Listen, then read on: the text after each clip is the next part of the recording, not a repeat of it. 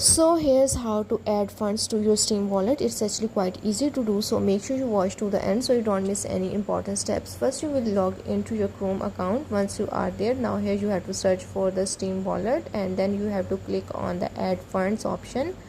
And after that, here at this page you have to select the funds that you want to add to your Steam wallet.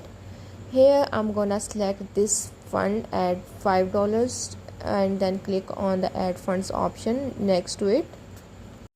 Once you click on this option, now it will take you to the form where you have to enter your bank details.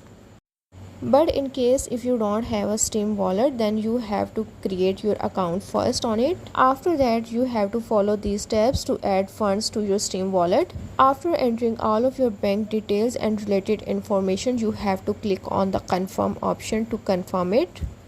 So that's how to add funds to Steam wallet.